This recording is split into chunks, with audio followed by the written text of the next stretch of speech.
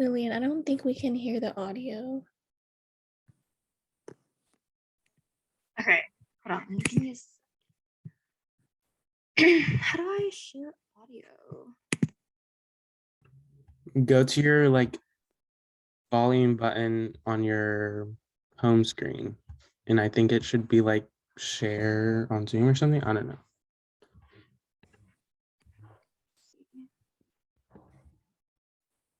Oh, share sound. Okay. Like Lillian Here now. and serving, your district, working with the LTGs.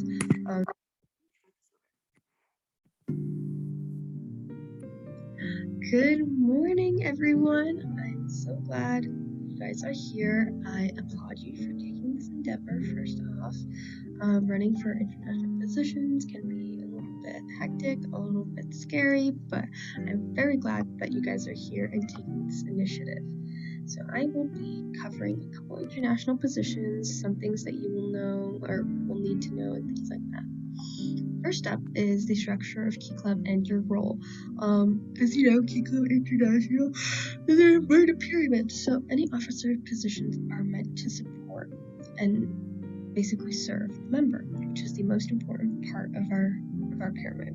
So being higher up on the pyramid, not only will you get to meet more people and interact with more people, but you will be much more responsible for many more things.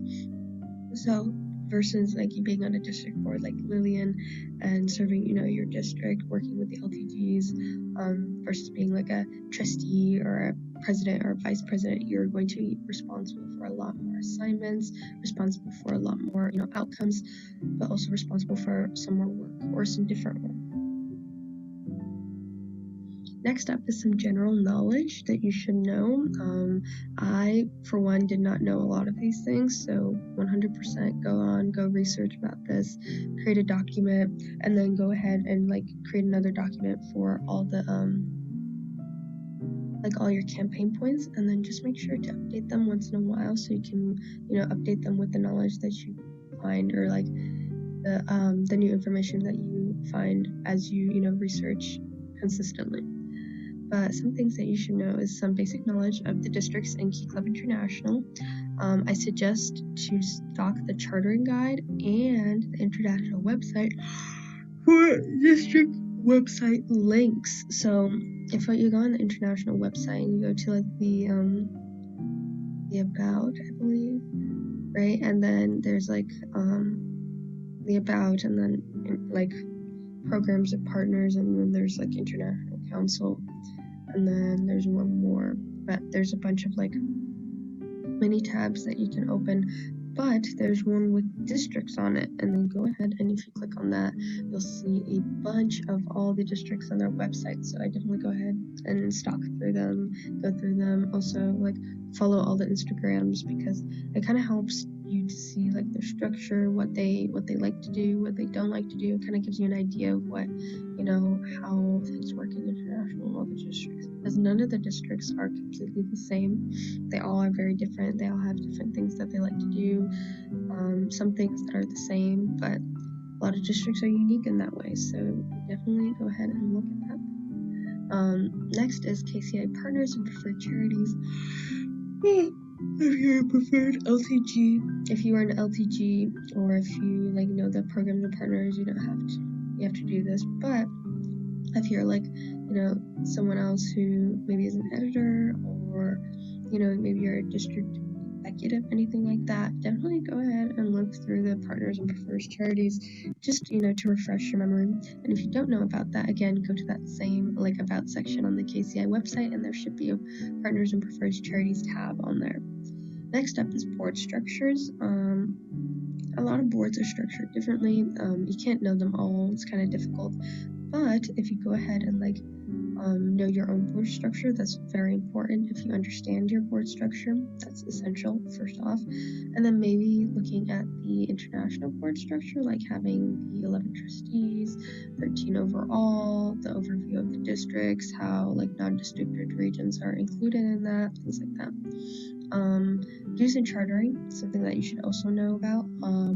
Not a comprehensive, not an in-depth knowledge, but a comprehensive knowledge. So know the basics, like, oh, dues, international dues are $7. Districts can charge up to blank, blank, blank, and then how to charter, things like that. And then the Kca Guidebook, I believe, out of all of these, if you don't look at any of these, you have to look at the Kca Guidebook. It's like your best friend at this point, from this point on, because a lot of the information, a lot of the rules, a lot of the general things that you can see, general things that you learn from or about Key Club will be on the Kca Guidebook.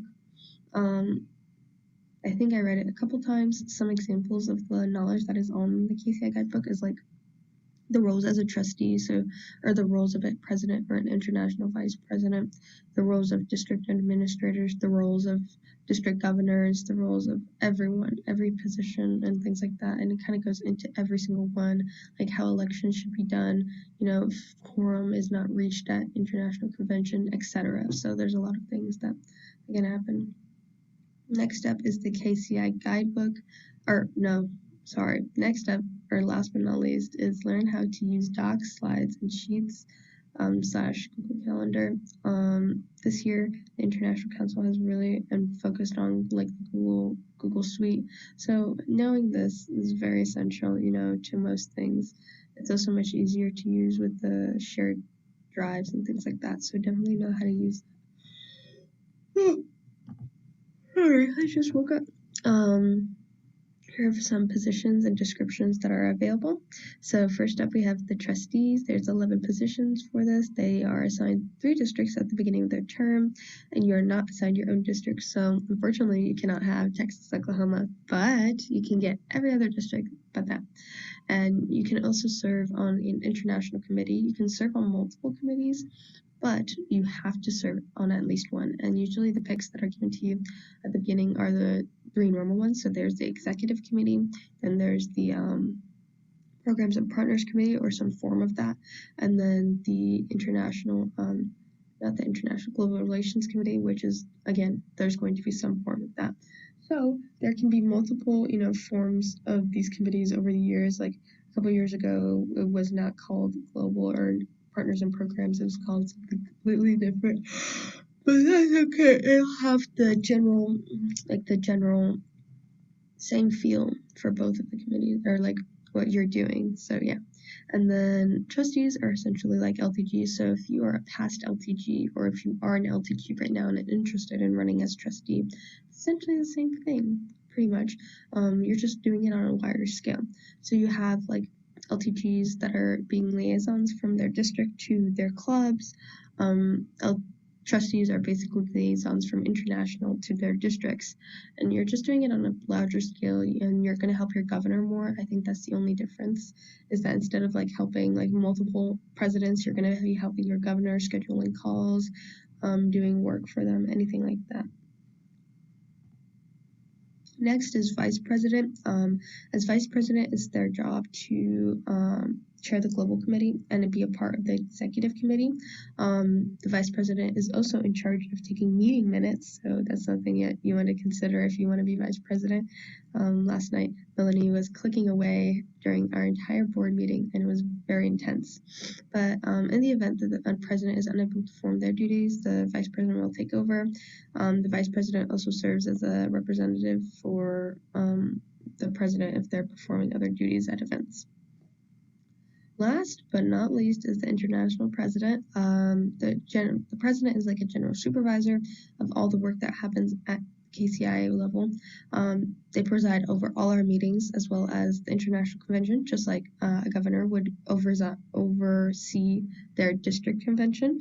The president also looks over the executive committee as well as, being a part of, or not a part, but looks over all the other committees on the International Council. They're the official representative of Key Club International. Here are some committee explanations. I'm not going to get into depth because I do not want to have you guys here and bore you, but if you're interested, you can just pause this video. For the executive committee, again, they're doing more logistical items, just helping with like guidebook changes, etc. Next up is the global relations committee. It's committee working on expanding Key Club and like the non-districted/traditional clubs, just helping with continuity, diversity, equity, inclusion. Next up, we have programs and partners. They work on marketing and all the events. So, and then as well as working with partners and the programs, just like the title says. Some examples of this is like the Wild Grant and Erica's Lighthouse Week, or Suicide Prevention Week, things like that. Not Erica's Lighthouse Week. And then last but not least is the international editor. This is a singular position that can be filled. Essentially, what you're doing is communicating with the Kiwanis staff, and they'll be in charge with communicating with the board, and then what we want for projects and all that stuff. There's a current task force about the member retention task force. This is 100% not the same overall, but some examples of task force that we have this year is member retention. We also have the icon task force. There's also the election task force. So those are some examples of task forces that have been created. Yeah, and then I will go really quickly into the process of running before I wrap up.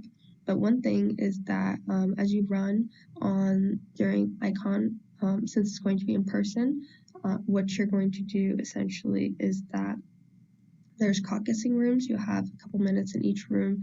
All those rules are in the Kca Guidebook, so I recommend you go and look at that. But all the rules will be essentially there's going to be caucusing rooms, and each district will be in a room. And so you go in, and the time starts when you enter the room, and then you'll be asked a bunch of questions. And when your time is up, you leave. And there's a bunch of etiquette things. It's going to be a lot more difficult than running online, but it's going to be fun. But you can at least have one person around you that's there for the whole time. But essentially you're going to be running around the rooms. That's caucusing. And then there's going to be House of Delegates, which is the same thing as last year. Give you a 2-minute speech or 3-minute speech, 2-minute questioning, or 2-minute speech, 1-minute questioning, something like that. And then after that, there's nomination conference, if there is, essentially just dwindling down the numbers. And after nom-com, you'll see, is it House of Delegates or is caucus? Okay, I believe it's caucus, and one or the other. But you do speech, and then nomination conference, and then the next round, which usually is the next day, and then you do another speech, and then that's when the final vote happens. That's what usually happens. And then after the first day is when they choose the international president and vice president, and then anyone who wanted dual nom will go to the next day and will be on the trustee ballot, and then the trustees will be announced at the final day during opening or closing sessions, or like the award session. But yeah, that's a little confusing, but here I can outline it one more time. So then day one, you probably will have caucusing, going to those rooms, things like that, of day one of elections stuff. And then probably you'll do the speech, or you might do the speech the next day, but you do caucusing in the rooms, in the district rooms, and then next up you'll have that speech time. It's 2-minute speech, 1-minute questioning, or 3-minute speech, 2-minute questioning, something like that. And then after that you will have nomination conferences, when they cut the numbers, and then that's when you know the international president and vice president, because they need to do the dual noms and stuff. And then after that you'll have another round of speech and questioning. Usually the questions are fishbowl questions the second time around, so that's something you should also look for. And then they'll just pull questions out of a bowl, and they'll be like, what is this? And then you'll be able to answer. And then that's pretty much, and then that's when the final vote happens, and then election results for trustees are told the last day. But yeah, thank you guys, and good luck for coming. Thank you for coming, and good luck with your elections. I wish you all the best, and I know you guys can do it. So yeah, and if you have any questions, please feel free to reach out to me. I know this was kind of quick, but I can kind of go through it all again, just in case if you need anything. Yeah.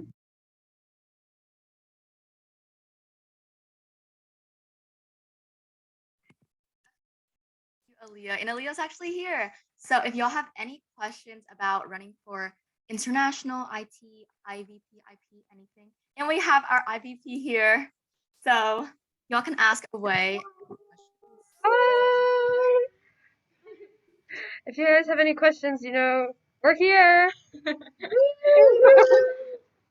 Go for it. Anyone.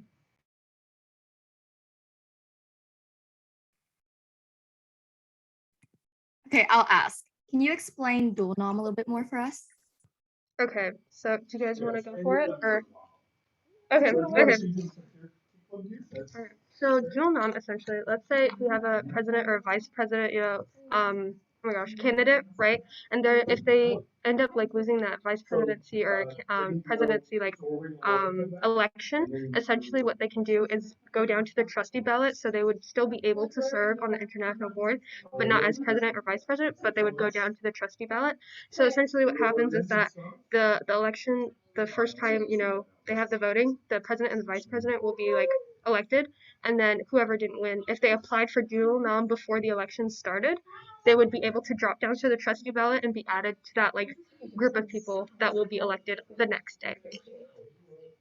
But yeah, that makes sense. Yeah. Okay, thank you. Any other questions? Come on, y'all. I gotta ask something. I have one. So I know for like the district, you have to submit candidacy forms. Are there different forms you have to submit for international? Yes, you do. Okay, so we'll have the election task force, which is, I believe, Melanie, no? Is it Cheyenne? Cheyenne and Natasha will reach out to you guys right after, your elections, probably like early June, late May, and they'll send you out an email right after you are officially endorsed, and then your district will pass that information to us, and then you'll get like a greeting email, whether from Natasha or Cheyenne. And then the forms will be attached, and they'll be due a couple of weeks or like a month beforehand. Okay, thank you.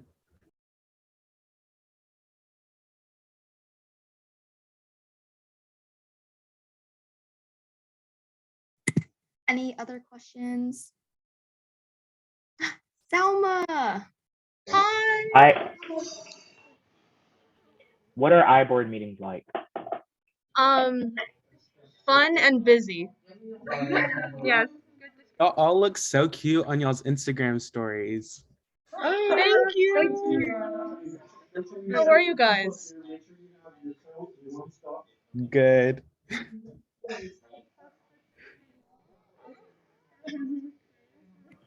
Okay, any other questions? We have everyone here. Come on, y'all. This is like a once-in-a-lifetime opportunity. We're never gonna have this again. But if not, then I guess we'll move on. Okay, thank you, Aaliyah, for joining.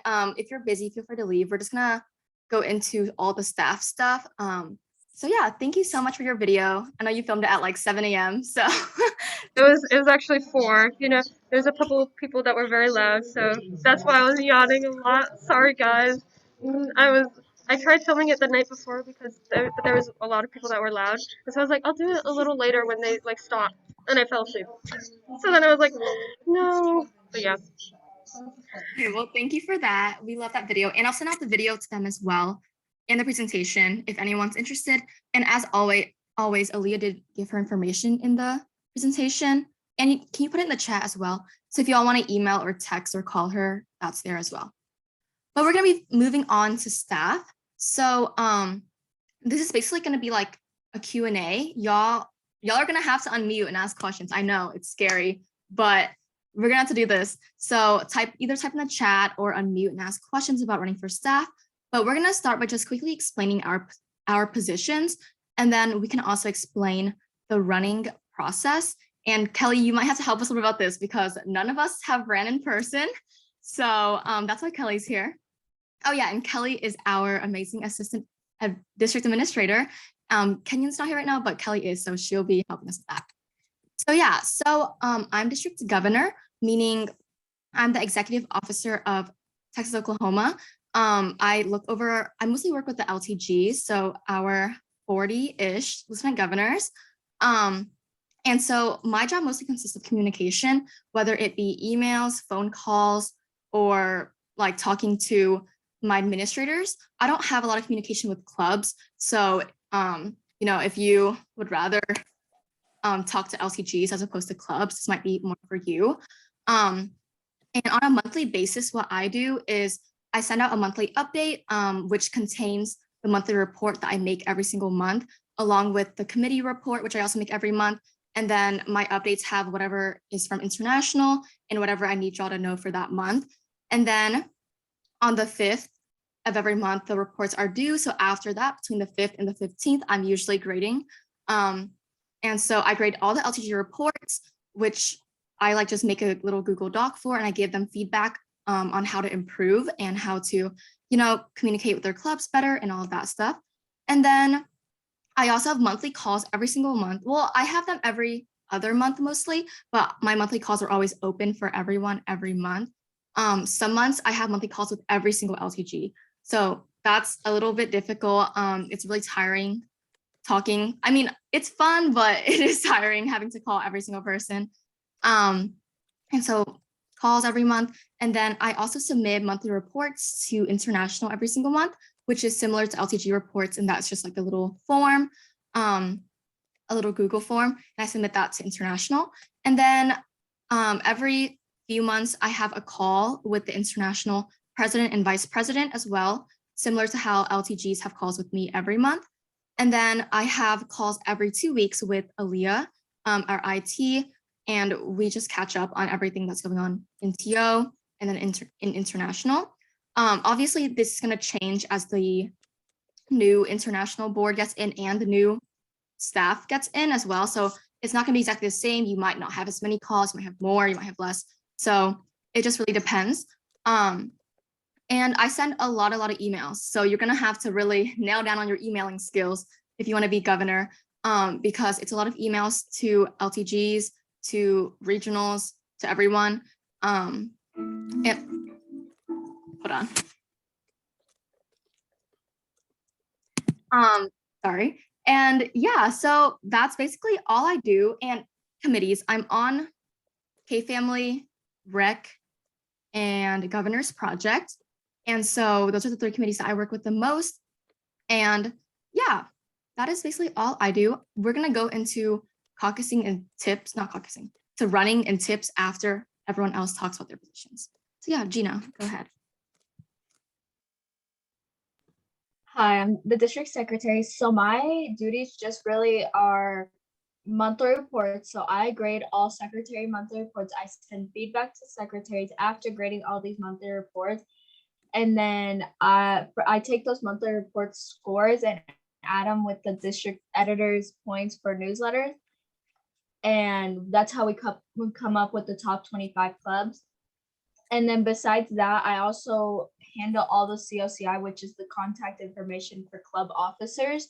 And I get that from the LTGs. So that is very difficult because sometimes clubs don't want to get in communication and I have to talk to clubs also to get that information. And then also minutes. Minutes is the biggest thing. I take minutes at staff meetings, board meetings, and any meeting that I need to be at that needs to be recorded and shared. I take minutes and those minutes are not like 2 pages long. Sometimes they end up being 11 pages. So if you're really wanting to run for this position, you better get your hands ready because it is a lot of typing and a lot of writing because I write my minutes for some reason. And then it's just a lot of communication with my staff, with all my secretaries. I send them monthly reports, sometimes an email, sometimes a text, sometimes it's always different. And then always just keeping the monthly report organized. I changed it this year from jot form to now it's Google form, and that was a long process trying to change that. But it's how much you decide to put into it. But some of the biggest jobs that come from it is minutes, the grading, and then COCI. Yeah. All right, hey guys, I'm the district treasurer and I'm just gonna go through some of my main duties. So my title as treasurer might be a little bit misleading because I do not really handle with the money. Kelly and Kenyon deals with that.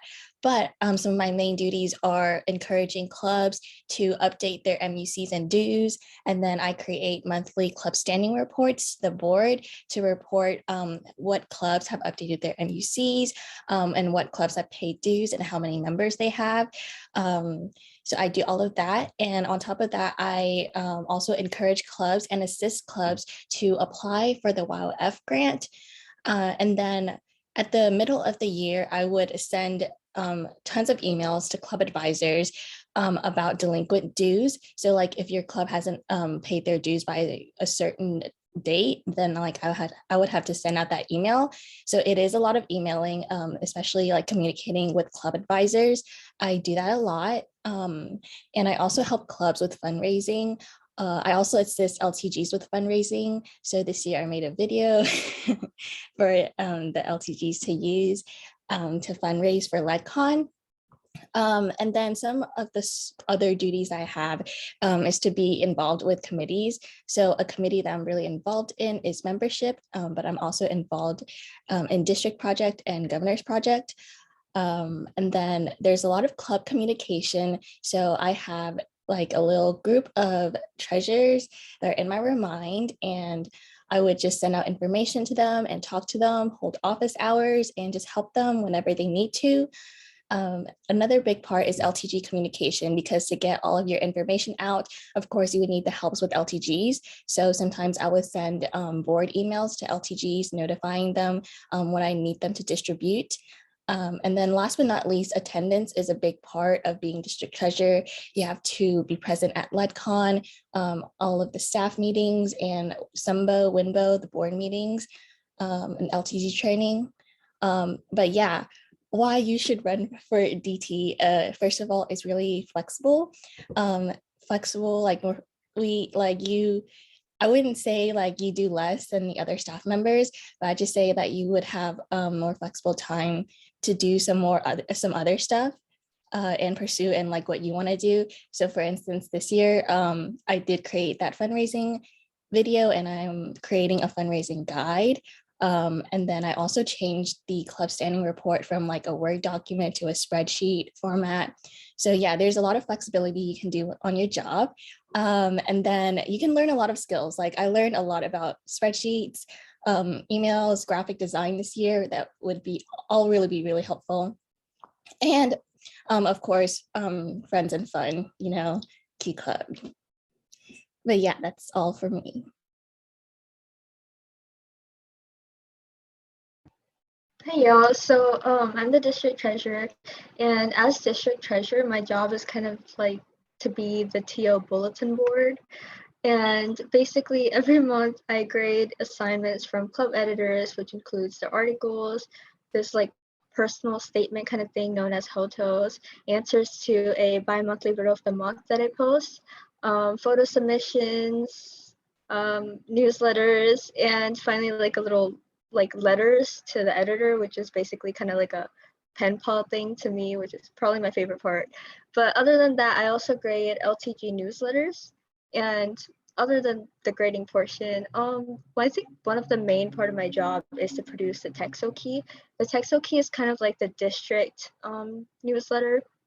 It just has like a bunch of information from Key Club International and our TO board, and it's just to keep like our club editors updated so they can get that information to their clubs. And basically all the stuff that I grade kind of helps. Like Tina mentioned before, we add up secretary and editor points to count up for like top 25 clubs, which gets awarded at LEDCon. And other than like the point system and stuff, I'm on the general public relations committee as well as the event public relations committee, where our main job is to kind of handle the social media or like get information out there for events or just things that we might need to update clubs on. And something new that I've been working on this year is called Mission of the Month. It's kind of like an extra credit, an extra credit assignment.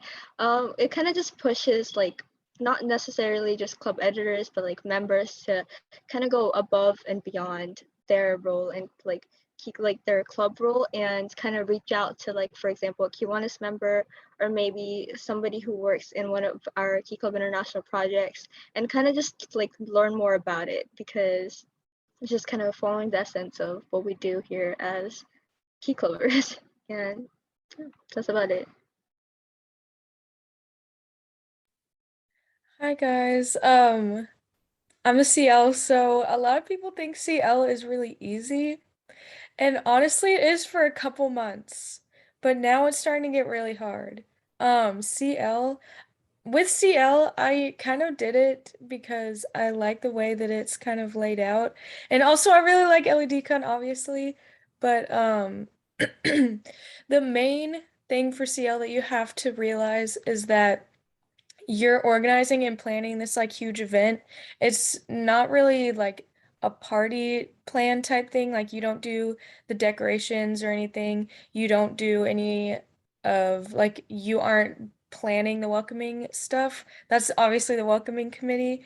That's not your job. Your job really is to schedule and organize, if that makes sense.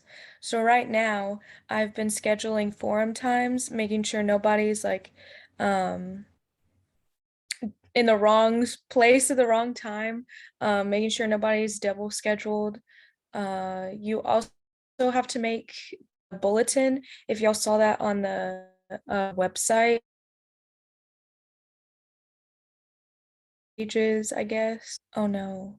Did I? Oh, it glitched. Did y'all hear me? Hello. Okay. Okay. Moving on.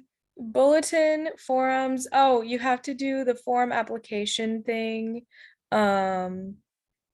You have to send out updates when it's needed. It's not really a monthly thing like Lillian. Like Lillian sends out a lot of updates. You just have to send updates as needed. The LEDCon calls this year were, I guess, an extra, but if we deem it necessary, it will happen again. Just if there's like a little bit of struggle with fundraising and stuff like Lillian said, I like talking with all of y'all, but it was a lot calling everyone. It's really nice though, because I've never like spoken with some of y'all at that point, because this was back in like December, early December, I think. But it was nice to see y'all. It was just a lot. Okay, so I'm about to get to the really not fun part of CL, which is the mass scheduler, which you have to take everyone in the district board and schedule them all in 30-minute time increments, I think, from about like 7 a.m. to somewhere late in the night in 30-minute increments, and make sure everyone is like doing something and everyone has like breaks at a certain point and everyone is like, it's just so that is not going to be fun. So if you're doing CL, just remember that if you have great organization skills and you like everything to like start really chaotic and then go into their place and look nice, then this is the job for you. You will be running around a convention. It will not be easy. It will not be fun, as I've been told. Can I think of anything else? Oh, the LEDCon kit, that's an extra, but whoever is running for CL again, I advise you to continue doing that. Also talk about sponsorships, Val. What you have to do with sponsorships. Thank you, Kelly. The sponsorships, yes. You have to get your own sponsorships, obviously, and then you have to push everyone else to get sponsorships.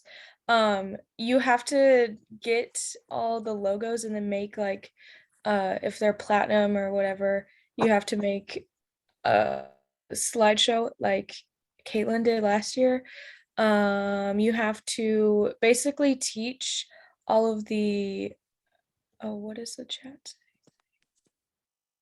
Oh, sorry, that's not for me. What was I saying? Oh no. Oh, you basically have to teach all the LTGs at the beginning of the year or when sponsorships really kick off. I had to basically explain the entire thing in an update because obviously some people are new and some people aren't going to know. But during the whole thing, you're going to have to annoy people and people aren't going to want to be your friend during sponsorship season because you get very annoying and you text them like, hey, where's your $400 that you said you were going to get? And Yeah, that's my least favorite part. I'm really sorry if I text like that, but y'all got your money, so.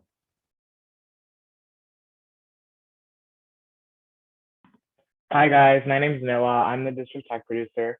A lot of my job is online because I handle the techie stuff.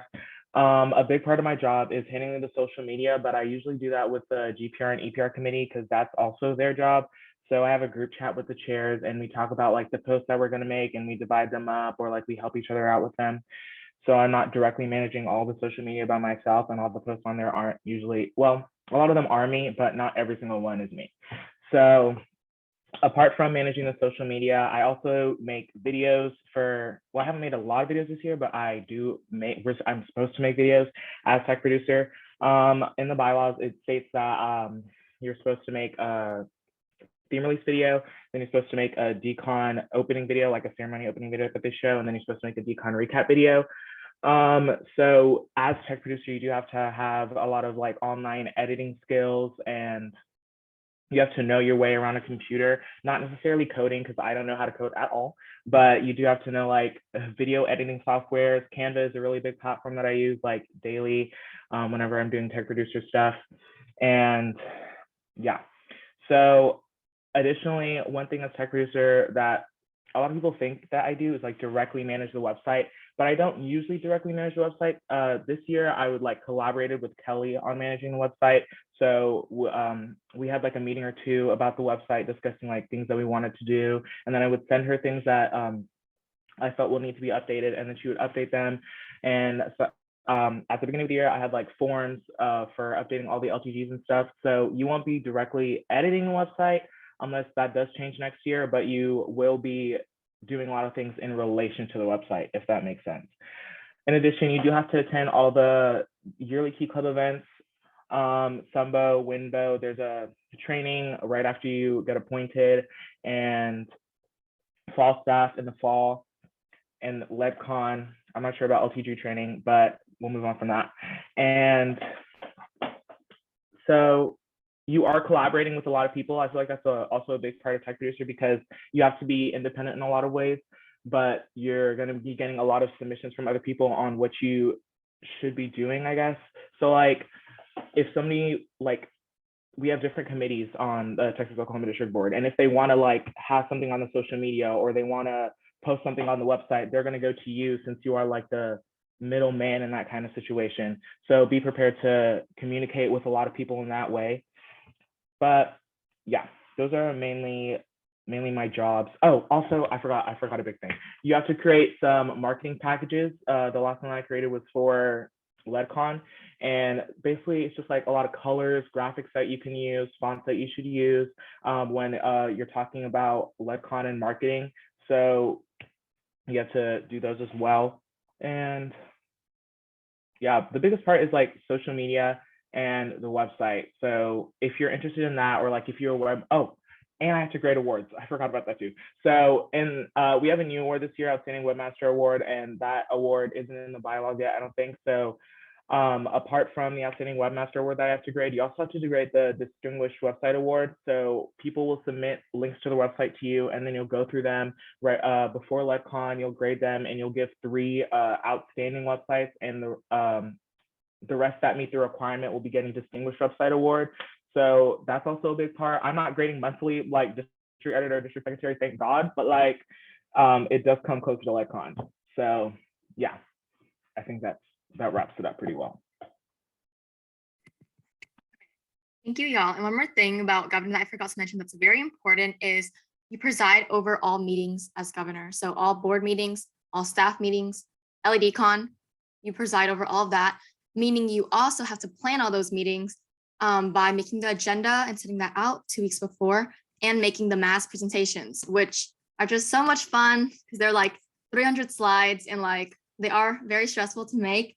So yeah, that's one of the more not fun parts, the planning part, but the presiding over the meeting itself is pretty fun. So yeah, that is all of the positions and what we do. And then now we're gonna open up the floor for questioning. And then we can also talk about the running process and then give tips. So before we get into that, does anyone have any questions about our positions, like what we do?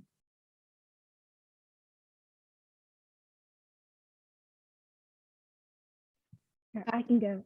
Oh, okay, go ahead. What's your favorite part of your position for each staff person?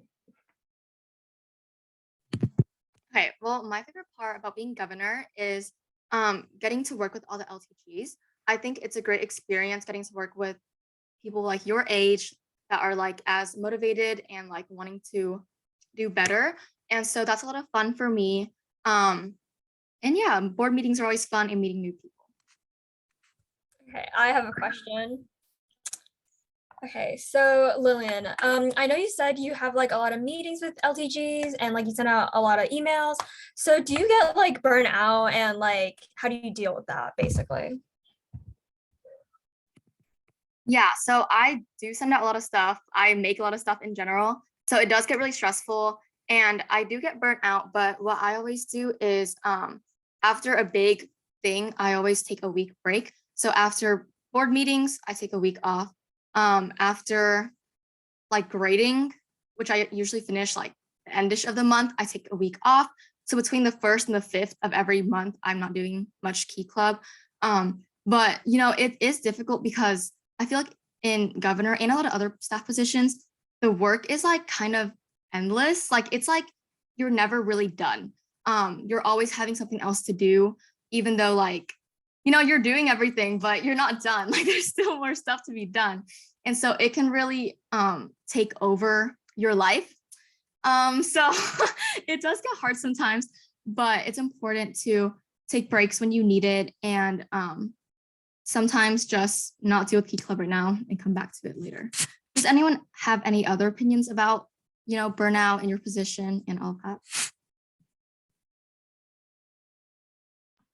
My biggest tip is to start early. So you get elected for elected positions. You're going to get elected right after LegCon. You're probably not going to be doing a lot of stuff then, but like right when summer hits, like right when you have your staff training, make sure that you start doing stuff. Because you know, I didn't start doing stuff. I wish I like looked at the bylaws earlier. I wish I like talked more with Alina earlier, which is a past IP before me.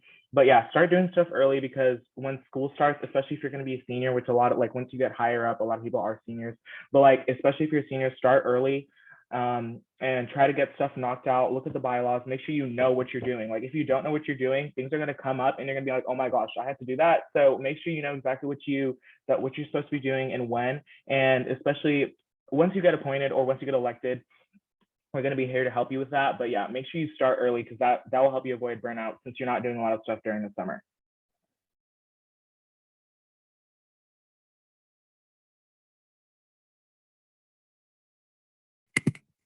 Anyone finish? Oh, go ahead, Anushka. Oh, I was just gonna say that it's kind of bound to happen. That's the advice I kind of got from the board last year. Everybody experiences burnout at some time. I think the important part of it is just to kind of like pull through, talk to the people like around you. Maybe not send them like stress messages at 5 a.m. But like it's gonna be okay. Sometimes you just need a break, and like that's understandable.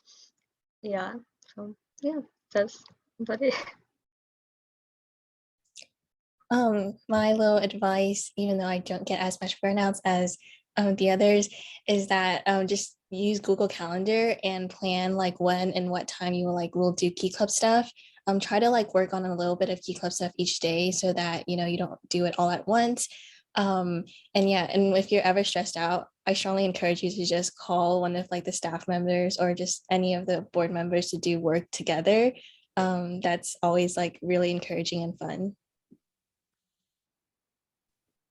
My biggest advice would be to do your college apps early, like get them submitted by priority deadlines, because then I had time to do the bulletin, I had time to call y'all.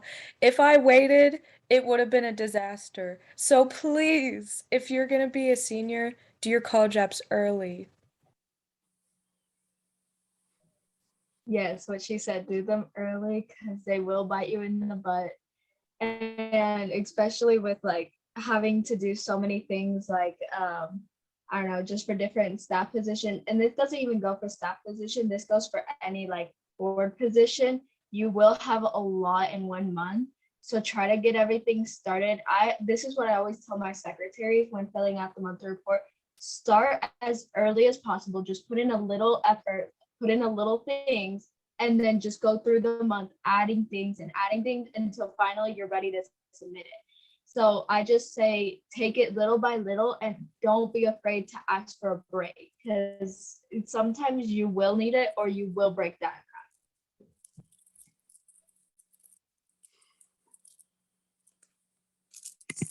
Okay, any other questions before we move on to talking about like how running works at LEDcon? Okay, there's a question in the chat. How time consuming would you say your position is? An hour range? Okay, for everyone. Okay, for governor, I think it's very time consuming. I would say a week, probably about, I don't know. I really don't know because it depends on the week. So I can't really say like a weekly how much I spend, but I would say my updates and all of that take me about 1 to 2 hours. And then grading probably takes me up to like 10 hours. And then maybe it's because I'm slow, but grading does take me actually, like I'm not lying, it takes me 10 hours. And then preparing for board meetings, the presentations and all of that probably takes me like 5 hours. And so on a monthly basis, I really can't say, but it's a lot. So that's all you need to hear. It's a lot. For secretary, it is very time consuming because you get a little break in the summer because you're barely starting, and then you don't have Sumbo or board meetings or staff meetings until like the mid summer. So you have a little break at that point, but once you get to like Sumbo or something, you have to be typing those minutes. And I just checked, it is 168 hours in 1 week. So out of those 168, I'm gonna at least 100 hours go into typing minutes, monthly reports, and then calculating all those points to get the top 25, which luckily you only have to grade top 25 or get them all together every 3 months because there's 4 quarters. So yeah. I am not going to burden you with all of those hours, just because I do things little by little every day. And so I really don't keep track, but it really depends on how you work and like how much time you take. I'm like a slow person. So like my job, I just do it in like a month. But I would say it'll probably take on for good months when like clubs don't really submit dues. So like early in the summer, it takes just literally 20 minutes to complete the CSR. But then once clubs start getting their dues in, it might take a while to complete your CSR and stuff. And advertising the MUC and WildF grant, you just have to get the information together, send it to GPR, EPR. So yeah, there's a lot of communication, and I really don't know how to like weigh the time out. But it is definitely not as time consuming as the others. But again, it just depends on how you work.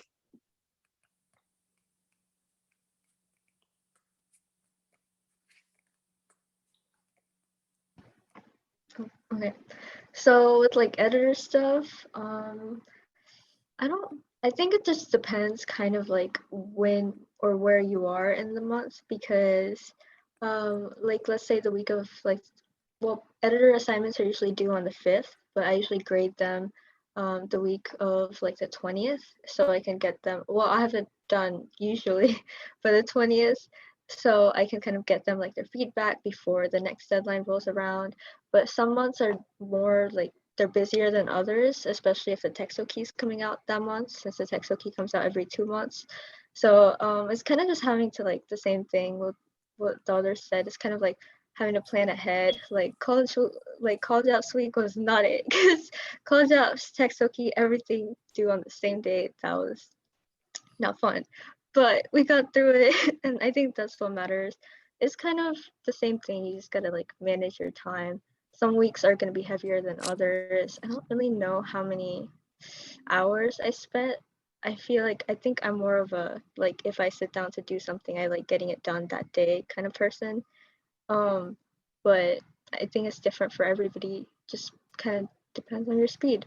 Some months there's like more grading, like more assignments than others, and then other months it's like pretty slow. So yeah. Okay, so I would say that CL and TP have like the weirdest hours. Like you can't really measure it, I guess, because everything I do at least changes each month. That's what I like about this job so much. So like you do something and then it's like kind of like it's done. It's not like monthly reports where you keep doing it every single month. In the beginning, I would say I only gave it a couple hours because there really wasn't much to do. Um, but like recently, it's been a lot and it's just gonna keep going, especially with the mass scheduler. Um, I would say like it'll probably be, ooh, it might be less than secretary, but it'll be a lot of hours. But I'll keep y'all updated as the time goes on. Val, I'll give you tips when it's time to start doing that. Okay, so as TP, a lot of the stuff that I was doing was coming up closer to like board meetings and everything because I kind of procrastinated, but we're not going to talk about that. But I think the biggest portion of my workload weekly was making posts. So we usually, at least me, I was making at least like a post per week. Some weeks I wouldn't make a post, but like it's usually a post per week because like we have like LTG of the month and we have like YOF and there's just like a lot of key club events that you have to talk about. So for me, making posts wasn't too much work because I was a webmaster before and I got used to Canva and all that stuff. So maybe like I was spending max 30 to 45 minutes per post. I actually have to do a post today for the rec takeover that I just remembered. So that's the biggest time spender weekly. If you want me to give like an hours measurement, I guess like out of the month really, because I don't think some weeks like I don't like there's no key club work going on, but like on a monthly basis, I'd probably say what like excluding board meetings and everything, because that's like a long time span, but like on a monthly basis, maybe like 5 to 10 hours, like including staff meetings and committee meetings and everything like that. But closer to like all of our board meetings, all of us have to create updates. So we have a lot of presentations that we also have to create. Aside from like governor has to create the mass presentation, but they also have an update to create and they do a lot of stuff relating to that mass update. But like for all of us, we have to create updates about like what we've been doing for every meeting. And that was something that also consumed a lot of my time closer to board meetings. And for videos, the one video that I created so far really stressed me because like I'm kind of bad at video editing, but I kind of made it through. For that video, it probably took me like closer to 3-4 hours to make and film and like create and all that stuff. So yeah, just keep that in mind. But I'd say I don't have the biggest workload time-wise, but I say like some of the stuff depends on your creative process and how long it takes you to actually come up with ideas, because a lot of what I do is a creative thing. Oh, also I have to leave soon because I have a pit orchestra rehearsal. So if you guys have any questions for me, you can ask them right now. And I can give my final tips afterwards. Yeah, so to add on to what Noah just said, Noah and Val, so CL and TP are both appointed positions, not elected, and they're appointed by the new governor, so not me, the new governor. And so the new governor can kind of decide how they want to work or how they want to do the appointing process.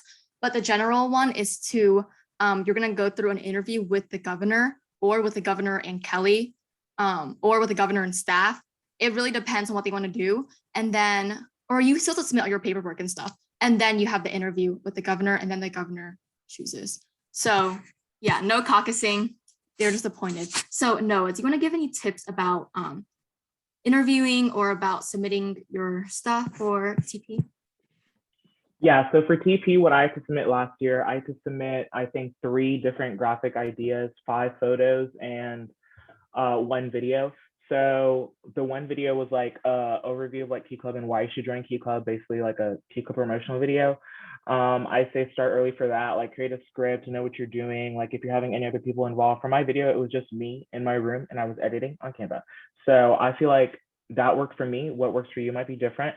For my 3 posts, I just basically did 3 Instagram style posts.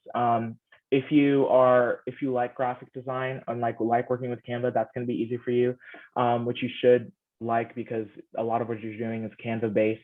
So that too. And then the 5 photos, just like 5 photos you've taken at Key Club events. The last time I took photos was like for Sumbo. So you might not be taking photos a lot, but you should be, I guess. So that's for the application. And obviously you have to submit like a journal application with your name, your address, get it signed. But for appointee, you have to submit that additional stuff, for me at least. And then for interviewing, I say some tips are to act like it's caucusing. So like prepare with questions beforehand, know what your mission is, or like what you're trying to do as that position. So like have a goal, have goals in mind, because you want to show that you want to grow in some ways, and just have ideas, because you don't want to be exactly like what was happening before, or like what the past tech producer was like. So just have ideas that will help continue TO and continue to go TO. But those are my biggest tips for an interview. And if you do get TP, I just really want to reiterate knowing what you're doing and having a plan for maybe like each month, and looking at your bylaws, asking people around you what you should be doing, because I didn't do that, and I feel like that was the biggest failure that I've had throughout my term.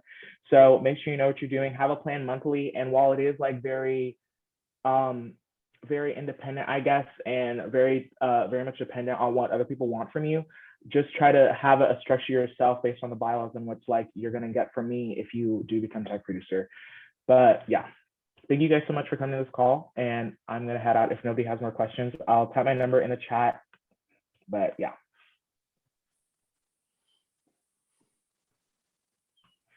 Bye, guys.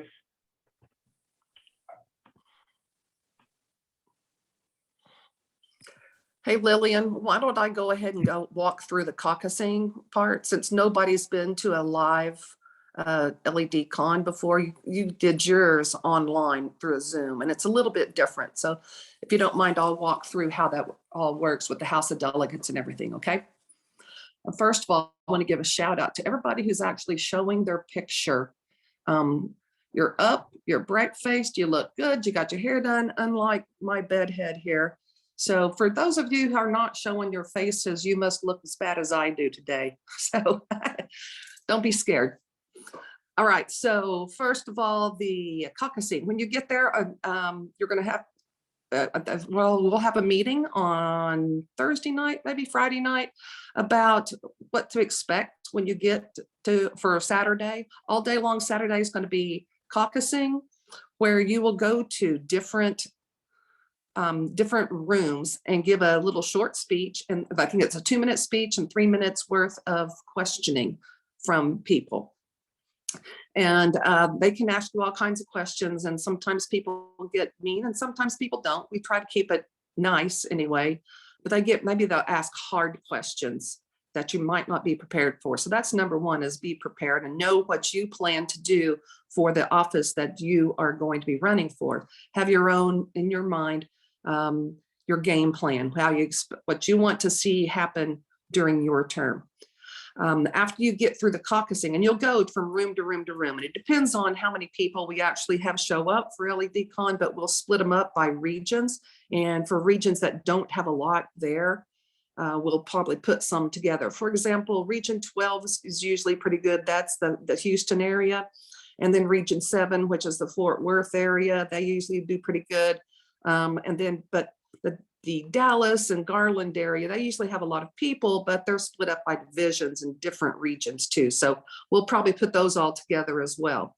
But Oklahoma is going to put together, we'll probably have just one room for all of Oklahoma, because we usually don't have that many people come from Oklahoma. So anyway, you could have anywhere from 3 to 6 different rooms that you have to go to.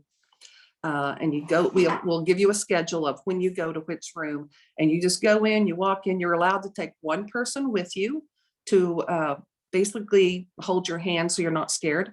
And they just got to walk in with you, and then they sit down and you go up on the stage and you do your 2-minute speech. and then wait for questions. The person, your escort, as they call it, is not allowed to talk or ask any questions. They just are there for moral support. So you're not nearly as scared or nervous, because it is nerve-wracking, and I'm not going to lie. There's nothing worse than having to stand up in front of people and talk. It's the #1 phobia in the whole world, I do believe.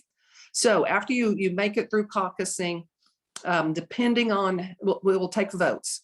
And depending on how many people are running for the office that you're running at, we will narrow it down to just 2 people. So if you have, for example, 4 people running for your office, we'll take a vote, and the top 2 vote getters will move on to the House of Delegates. We'll count those as soon as the caucusing is over with, and then during the lunch on Saturday, we will announce who the finalists are, and then at 2 o'clock we'll move into House of Delegates. And once you're in House Delegates, I believe you get one more chance for a quick little speech with no questioning. I believe that's right. And actually, I've never been in House of Delegates because I'm always in the back room getting stuff ready. But go through. Fishbowl has been done. That's usually on stage during. During lunch. That's right. We announced the winners or the finalists of the caucusing before lunch. And then the finalists go on stage and do their speeches. That's right. And then you go to House of Delegates and you have 1-minute speeches. Thank you, Jonathan. I knew you'd know. And then to get one last chance to convince people. I have seen it where there was a clear winner at during caucusing. And this one year, there was one girl who was like, she was miles ahead, and then she got into House of Delegates and she messed up on her speech and she lost because the other person that she was running against did a better speech. So it's just, just don't get nervous as best as you can, but you get to House of Delegates, and then you won't know you won until the evening meal, till dinner time. And then it's a big deal, and we do a lot of celebrating. So that's basically a run through. We'll try to keep you where you're not too nervous. That's why you have to escort during the caucusing, but you need to get used to the pressure because the staff has a lot of pressure on them, and you just got to get used to it. It's just part of growing up. Sorry. Anybody have any questions? I kind of ran through it quickly. For caucusing, I'm pretty sure it's you have 5 minutes total, but at least 1 minute questioning and at least 1 minute speech. So you don't have to do a 2-minute speech, 3-minute questioning. You can swap that, or you can swap it however you want, as long as it's 1 minute of each. But the recommended is 2-minute speech, 3-minute questioning, because that optimizes your chance to show your platform. And yeah, Kelly gave a great rundown of everything. I think now we can just add some tips that we have for caucusing. I did it online, so I guess it's different. And Gina did it in person, right? And then everyone else did it online.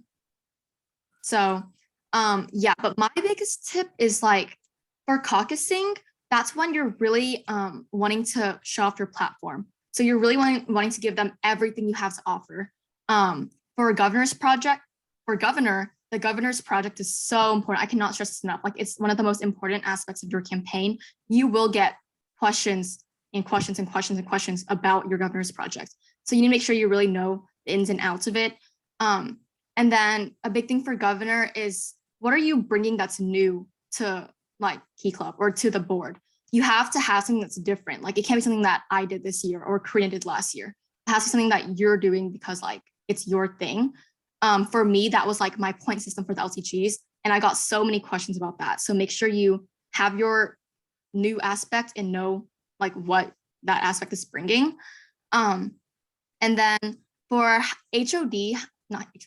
leadership luncheon, if you make it there, you have 1 minute. And so this is where you're showing your personality. So you want your speech to be really fun, lighthearted, less focused on your campaign. You don't need to talk as much about your campaign because they just heard that. So this is where you show your personality, make some jokes, but don't be fake. Don't try to be funny when you're not really funny, because everyone can see through that. Anyway, moving on. Lastly is House of Delegates. House of Delegates, you also have 1 minute, so it's very short. But this is where you're like finalizing your campaign, like you're like really emphasizing your strongest points of your campaign. And then it's more serious, so a little bit less personality than you had in Leadership Luncheon. And then House of Delegates questioning is probably the most important thing ever. Like Kelly said, it can really make or break you. So make sure you're really prepared for questioning, do a lot of practice. And yeah, those are all my tips for running in general and running for governor. Does anyone else have any other tips? A tip that I have. Do you want to go first, Gina? Sure, sorry. My freshman year, I got to go to LADCon in person, so I got to be in the caucusing room with like all the people coming in, and that was one of the things I do have to say is know your bylaws, because there are some people that will want to be rude and ask you if you know your bylaws. Like I remember when someone was running for district secretary, someone got up and was like, how do you remove the governor? And that person, they didn't know how to. I don't even know how to. But also, yeah, you have to know those bylaws, have to know what you're doing. And if they ask you ridiculous questions, of course, there will be the people that are leading that room that will not allow them to say stuff like that. But always just always just keep your head like leveled. Like don't get into your head too much. Just practice your speech. Don't recite it, don't like remember it, but like recite it like where you know some points. And then of course what Lillian said for the leadership luncheon, try to make it like not understandable, but like that you're presenting yourself. You don't want to just say this is what, like, just be happy and everything. And then, but caucusing is where it gets serious. You guys need, not caucusing, House of Delegates. It's where you guys need to get serious. This is where you will basically go and talk about like what you want to do, what you're gonna change, what you like, what your plan is. And if it doesn't go well, of course, like Kelly said, you will lose it right there because it is stressful in that room. So yeah. One more tip that I have for you guys is to show your personality. You know, if you're, smile, be smiling, don't be a robot, don't be a statue, and just smile and be confident. That's another thing. Be very confident. Don't be nervous. Don't show your nerves. You can be nervous, but fake it till you make it.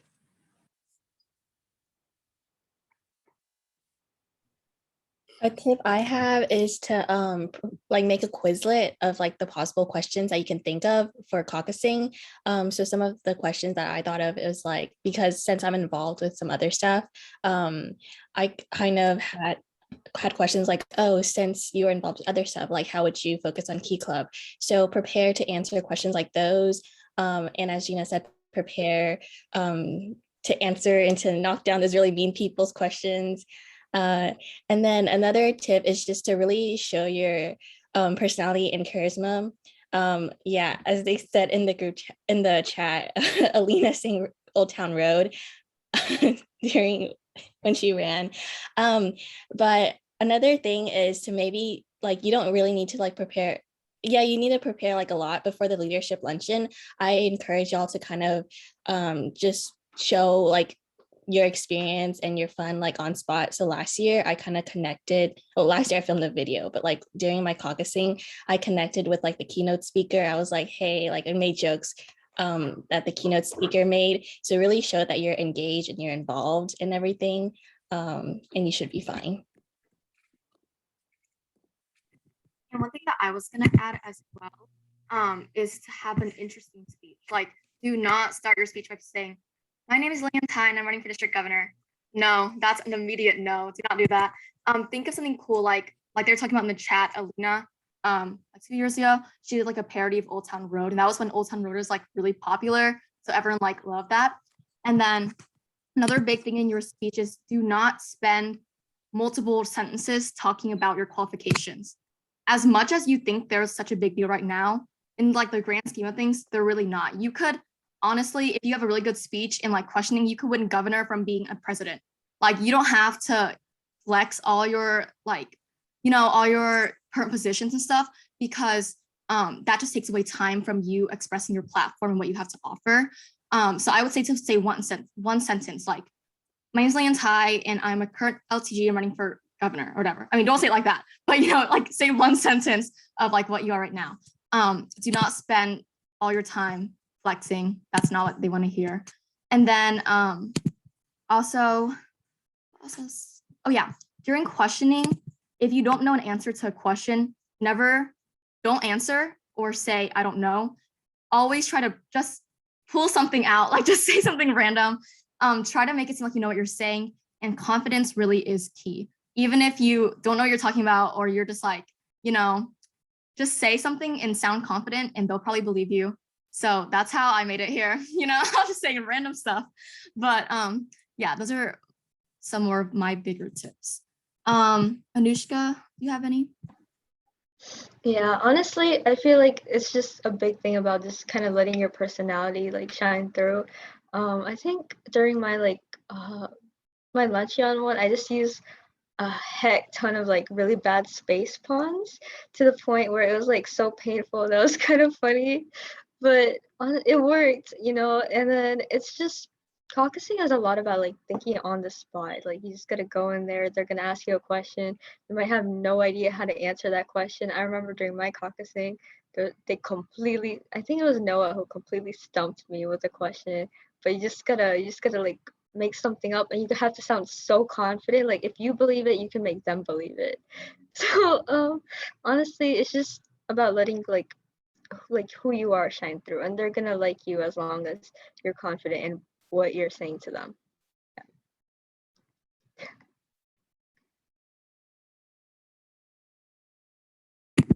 Val, do you have any more tips for like interviews or like anything for getting appointed? For interviews, okay, so I ran unopposed, but I did help with Noah's interview. The thing that really I remember, we really liked how like he was very probably scared on the inside, but on the outside you would have never guessed. He was very easygoing. He was making a lot of jokes, and like we were like his friends. Gina. Okay, sorry.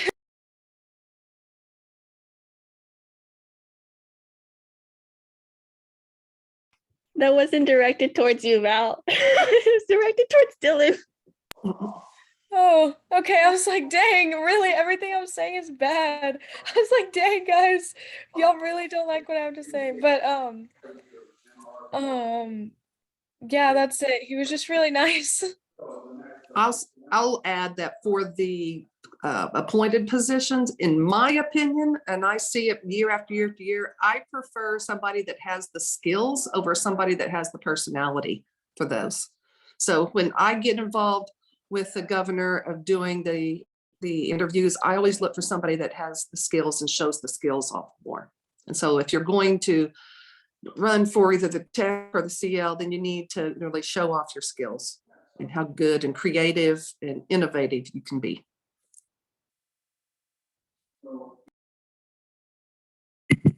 Okay, do you have any other questions? It could be about anything about, our personal experiences running or tips or anything else. I know we covered a lot already. So if you don't have any questions, then we'll just end it after that. Any questions? Okay, so if not, this video is going to be posted on YouTube. I have a request that Sheena and Eloisa and Siler, I'll put on their faces instead of the